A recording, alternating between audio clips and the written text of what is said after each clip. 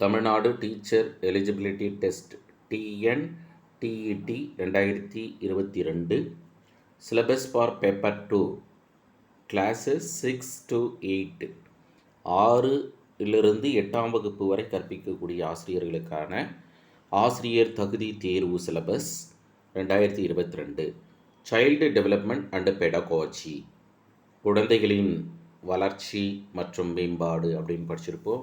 உடல் வளர்ச்சி, அறிவு வளர்ச்சி, மனவீழ்ச்சி வளர்ச்சி, சமூக வளர்ச்சி, ஒழுக்க வளர்ச்சி. தென் பெடகாலஜி கற்பித்தல் முறைகள், என்னெல்லாம் கற்பித்தல் முறைகள் கையாளப்படுகிறது என்கின்ற ஒரு தலைப்பில் இந்த 2 தலைப்புகளை இணைத்து நமக்கு சைக்காலஜியில் சிலபஸ் கொடுத்துருக்கு. தென்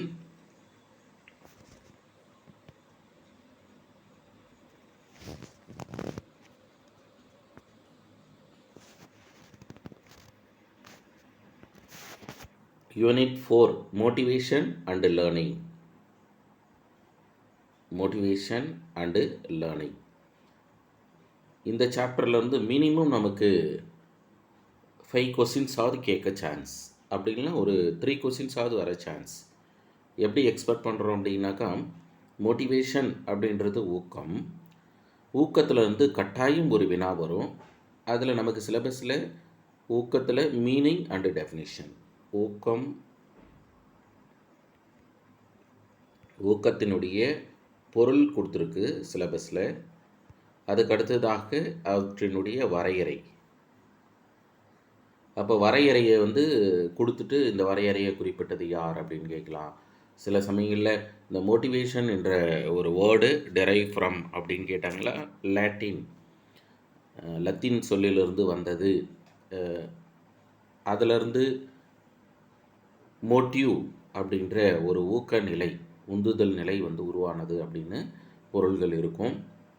அடுத்ததாக இம்பார்ட்டண்ட்டாக மாஸ்லோ தியரி ஆஃப் மோட்டிவேஷன். நம் பிஎட் படிக்கும்போது கூட டிஸ்கிரிப்டிவில் எழுதும்போது கட்டாயம் மாஸ்லோ பற்றி கேட்பாங்க அப்படின்னு நம்ம படிச்சிருப்போம். மாஸ்லோ தேவை படிநிலை கோட்பாடு 5 படிநிலைகளாக இருக்கிறதுன்னு அமெரிக்க நாட்டு உளவியல் ஆய்வாளரான மாஸ்லோ. அப்போ மாஸ்லோவின் ஊக்கம் பற்றிய கோட்பாடு. மாஸ்லோ அந்த ஊக்கம் எதை அடிப்படையாக அவர் குறிப்பிட்டார்னா, தேவை அடிப்படையில். அப்போ இவருடைய ஆராய்ச்சி மனிதனுடைய தேவைகள் என்னவோ அதன் அடிப்படையில் ஊக்கம் வருகிறது அப்படின்றது தான் இவருடைய ஆய்வு. அப்போ கட்டாயம் ஒரு குழந்தைக்கு அடிப்படை தேவை பூர்த்தியானதுன்னா, அல்லது உயிரியல் தேவைகள் பூர்த்தியாச்சுனா தான் அடுத்து உயர் தேவைக்கு ஊக்கம் நகரும் என்பது தான் இவருடைய கண்டுபிடிப்பு.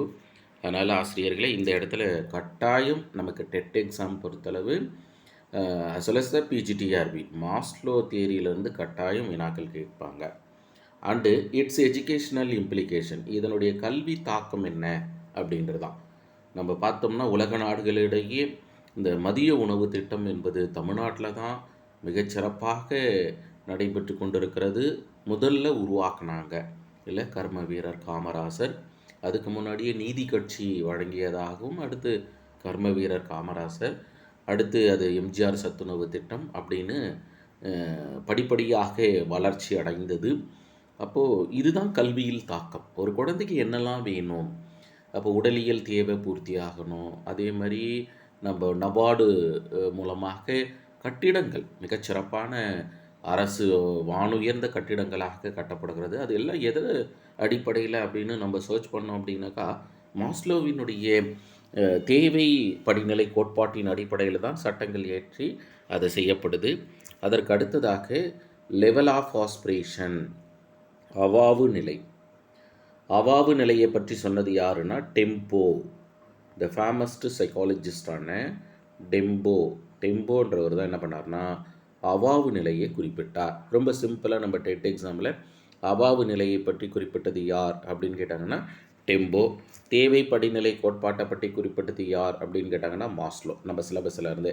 அப்போ கட்டாயம் ஊக்கம் என்ற தலைப்பில் மினிமம் 2 கொஸ்டின்ஸாவது வர சான்ஸ். அதில் அவுட்டான மாதிரி மாஸ்லோ கிட்டேருந்து வரும். நிறைய பேருக்கு டவுட் என்னென்னா, சைக்காலஜினா மதிப்பெண் வர மாட்டேன்து அப்படின்னு நினைக்கிறாங்க. ஆனால் சிலபஸ் வைஸ் நீங்கள் ப்ரிப்பேர் பண்ணிங்கன்னா கட்டாயம் நீங்கள் எதிர்பார்த்த 30க்கு 30 மதிப்பெண் எடுக்க முடியும். தென் லேர்னிங். அப்போ இதில் ஒரு சாப்டரு மோட்டிவேஷனுங்களா, செகண்ட் சாப்டர் லேர்னிங், கற்றல் கேள்விப்பட்டிருப்போம். கற்றல்ல இருந்து மினிமம் 3 கொஸ்டின்ஸாவது இருக்கும்.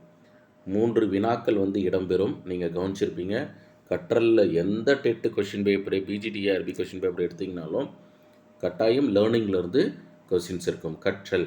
அப்போ கற்றல்னா என்ன அப்படின்னா, ஓர் உயிரிக்கு நிலையான நடத்தை மாற்றம் உருவாவது, பர்மனன்ட் சேஞ்சஸ் ஆஃப் பிஹேவியர். அது எப்படி சார் உருவாகுது அப்படின்னா, through practice and experience. Practice and experience.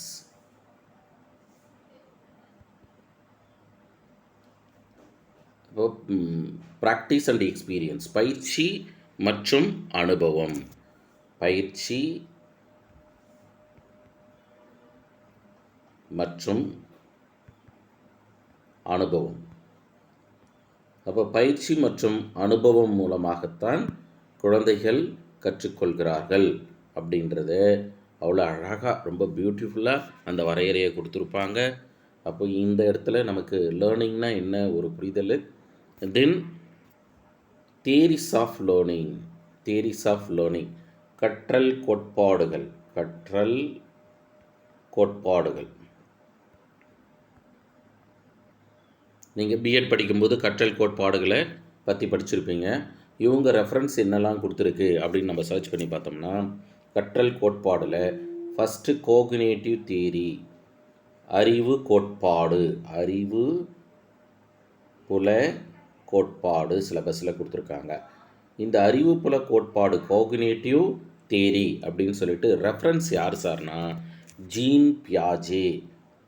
பியாஜேவை இங்கே கொடுத்துருக்கு. பியாஜே தான் அறிவு வளர்ச்சியானது 4 நிலைகளில் நடைபெறுகிறது அப்படின்னு சொல்லிட்டு, புலன் இயக்க நிலை, செயலுக்கு முற்பட்ட நிலை, புலனீடான நிலை, கருத்தியல் நிலை, sensory motor stage, free operational stage, concrete operational stage, formal operational stage அப்படின்னு நம்ம படிச்சிருப்போம். பியாஜே அறிவு வளர்ச்சி கற்றல் கோட்பாடில் ஜீன் பியாஜே கிட்டேருந்து கட்டாயம் ஒரு வினா வரலாம். அடுத்து learning தியரிஸில் behaviourist theory. Behaviourist theory அப்படின்றது நடத்தையியல் கோட்பாடு. அப்போ நடத்தையியல் கோட்பாடு என்பது பெரும்பாலும் தூண்டல் துலங்களை சார்ந்த ஒரு கோட்பாடுகளை பிஹேவியரிஸ்ட் நடத்தை அப்படின்னு படிச்சிருப்போம். இதில் நமக்கு ரெஃபரன்ஸு பாவ்லோ கிளாசிக்கல் கண்டிஷனிங். பாவ்லோவின் ஆக்கநிலை நிறுத்தம். ஆக்கநிலை நிறுத்தம். அப்போ பாவ்லோவின் ஆக்கநிலை நிறுத்தத்திலிருந்து கேள்வி கேட்கலாம். அப்போ ஆக்கநிலை நிறுத்த கற்றல் கோட்பாட்டை குறிப்பிட்டது யார் அப்படின்னா பாவ்லோ. நோபல் பிரைஸ் வாங்கிய ஒரு உலகியல் ஆய்வாளர் பாவ்லோ தன்னுடைய ஆய்வுக்காக உலகத்தின் மிக உயரிய விருதான நோபல் பிரைஸ் வாங்கினார். அதனால் கிளாசிக்கல் கண்டிஷனிங்லேருந்து கேட்கலாம். வேறு யாராவது கிளாசிக்கல் கண்டிஷனிங் பற்றி சொல்லியிருக்காங்கன்னா சொல்லியிருக்காங்க. யார் அப்படின்னா ஜெபி வாட்சன் என்பவர் ஆக்கநிலை நிறுத்தத்தை பற்றி ஆய்வை மேற்கொண்டார். அப்போ 2 பேர் வராங்க. ஒன்று பாவ்லோ, இன்னொருவர் வாட்சன். ஆனால் பெரும்பாலும் பாவ்லோ கிட்ட கேட்க வாய்ப்பு. ஏன் சார் அப்படின்னா அதுதான் நமக்கு சிலபஸில் கொடுத்துருக்கு. அதுக்கடுத்தது பிஹேவியரிஸ்ட் தியரியில் ஒன்று பாவ்லோ ஆக்கநிலை நிறுத்துங்களா, அடுத்த ஒன்று ஸ்கின்னர் ஆப்பரண்ட் கண்டிஷனிங். ஸ்கின்னரின்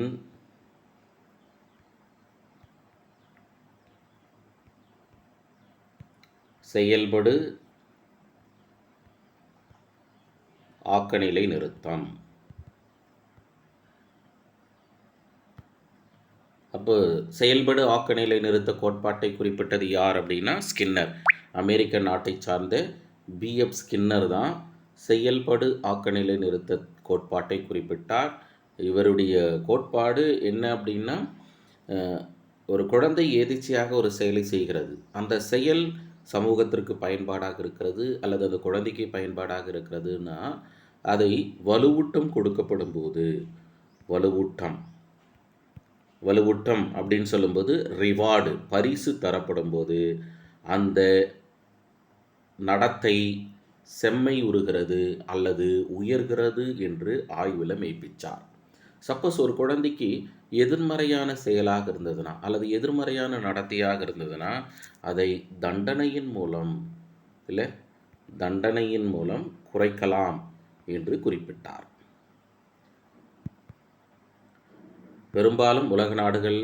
பெரும்பாலான நாடுகளில் இவருடைய கற்றல் கோட்பாடு இன்றளவும் பின்பற்றப்படுகிறது.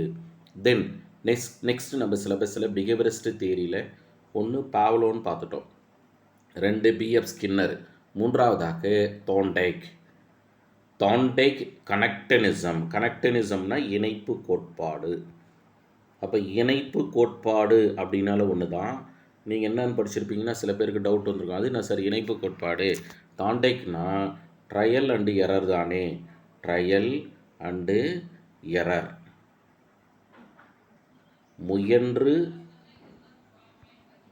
முயன்று தவறி கற்றல்.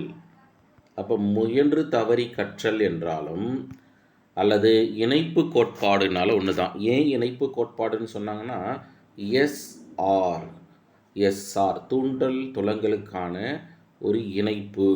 அதனால தான் இந்த தூண்டல் துலங்கலானது தூண்டலுக்கு இணையான துலங்கள் எப்படி வருதுன்னா சரியான இணைப்பு இருக்கிறதால தான். இந்த இணைப்பு பிரேக்கப் ஆச்சுன்னா கனெக்டினிசம் இல்லைன்னா கற்றல் நடக்காது அப்படின்னு தன் ஆய்வில் மெய்ப்பிச்சார். அதனால தான் இவர் law of readiness, law of exercise, law of effect, ஆயத்த விதி, பயிற்சி விதி, விளைவு விதின்னு 3 மிக முக்கிய விதியை குறிப்பிட்டிருப்பார். அப்போது ஆசிரியர்களே இந்த இடத்துல காக்னிட்டிவ் பேஸ்டில் ஜீன் பியாஜே மட்டும் ஒரு ரெஃபரன்ஸ் இருக்குது. அப்போ இங்கேருந்து ஒரு கொஸ்டின்ஸும் பிஹேவியரிஸ்டில் பாவ்லோ, ஸ்கின்னர், தாண்டேக் ஒவ்வொருத்தருக்கிட்டையும் ஒவ்வொரு கொஷின் கேட்கலாம். அப்படின்னா அந்த 3 பேரை சேர்த்து ஒரு வினா கேட்கலாம். ஏற்கனவே மோட்டிவேஷனில் ஒரு கொஷின்ஸ் கேட்கலாம். மாஸ்லோக்கிட்டேருந்து ஒரு வினா கேட்கலாம். அப்போ 1 2 3 4 ஆகிடுச்சிங்களா? ஏன்னா நம்ம மேக்ஸிமம் 5 கொஷின்ஸ் கேட்பாங்கன்னு சொல்லியிருக்கிறோம். அப்போ அந்த 5 கொஷின்ஸ் அடுத்து ஒரு கொஷின் எங்கே சார்னா நம்ம சிலபஸில் கன்ஸ்ட்ரக்டிவிஸ்ட் தியரி அப்படின்னு கீழே கொடுத்துருக்கு பாருங்கள். கன்ஸ்ட்ரக்டிவிஸ்ட் தியரி அப்படின்னா கட்டமைப்பு கோட்பாட்டாளர்கள்.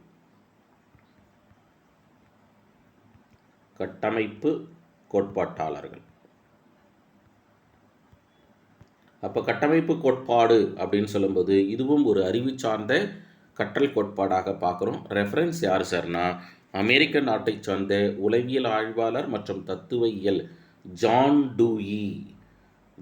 டூயி தான் ரெஃபரன்ஸை கொடுத்துருக்கு சார். அப்போ ஜான் டூயி கிட்டேருந்து வினா கேட்கலாம். ஜான் டூயி தன்னுடைய கற்றல் கோட்பாடில் பிரச்சனையை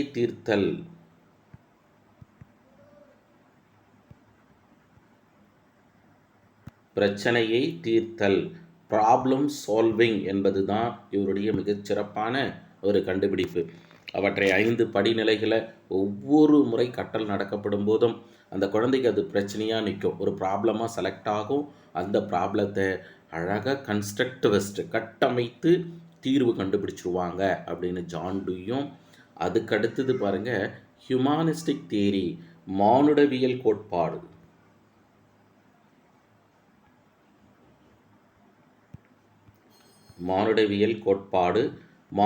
கோட்பாடு யார் நமக்கு சிலபஸில் கொடுத்துருக்குன்னா காரல் ரோஜஸ். இவர் யார் சார்னா இவர் தான் வழிகாட்டுதல் மற்றும் அறிவுரை பகர்தலின் தந்தை அப்படின்னு நம்ம ஏற்கனவே படிச்சிருப்போம். அது மட்டும் இல்லாமல் அறிவுரை பகர்தலில் நெறிச்சாரா அறிவுரை பகர்தல் அப்படின்னு படிச்சிருப்போம். நான்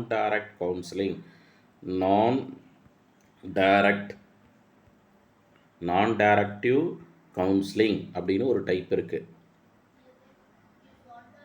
நான் டைரக்டிவ் கவுன்சிலிங் அப்படின்னா நெறிச்சாரா அல்லது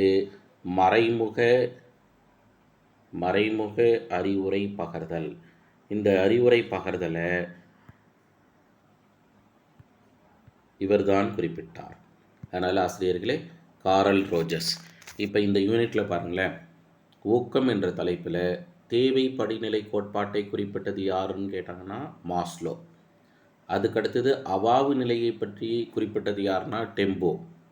அடுத்ததாக காகுனேட்டிவ் தேரி அறிவுப்புல கற்றல் கோட்பாட்டை குறிப்பிட்டது யார் அப்படின்னா பியாஜே. அடுத்து நடத்தையியல் கோட்பாடில் ஆக்கநிலை நிறுத்தத்தை குறிப்பிட்டது யாருன்னா பாவ்லோ. செயல்படு ஆக்கநிலை நிறுத்த கற்றல் கோட்பாட்டை குறிப்பிட்டது யாருன்னா பிஎஃப் ஸ்கின்னர். அடுத்து இணைப்பு கோட்பாட்டை குறிப்பிட்டது யார் அப்படின்னா தாண்டேக். அடுத்து கன்ஸ்ட்ரக்டிவிஸ்ட் கட்டமைப்பு கற்றல் கோட்பாட்டை குறிப்பிட்டது யார்னா ஜான் டூயி. மானுடவியல் கற்றல் கோட்பாட்டை குறிப்பிட்டது யார் அப்படின்னா காரல் ரோஜர்ஸ். அப்போ Carl Rogers, John Dewey, Thorndike, Skinner, Pavlov, பியாஜே. கட்டாயம் இவர்கள்கிட்ட தனித்தனியாக ஒவ்வொருவரிடமிருந்தும் ஒரு வினா வரலாம், அல்லது ஒரு 2 பேருக்கு சேர்த்து ஒரு வினாவாக கேட்கலாம். இது எந்த சார் ரெஃபரன்ஸ் புக்குனா, நமக்கு இந்த யூனிட் 4 பொறுத்தளவு ஊக்கம் மற்றும் கற்றலை மிக முழுவதுமான சிலபஸ்ஸு எங்கே நிறைந்திருக்கு அப்படின்னு தேடும்போது advanced educational psychology SK Mangal அந்த புக்கை மட்டும் படித்தா போதும். இங்கிலீஷ் வெர்ஷன் தான் இருக்குது.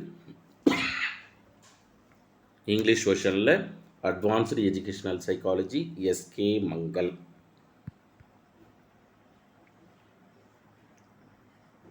இது ரெஃபரன்ஸ் புக்கு. தமிழ் புக்கு இந்த இங்கிலீஷ் ரெஃபரன்ஸ் புக்கோடு சார்ந்திருந்த தமிழ் புத்தகமாக இருந்தால் போதுமானது.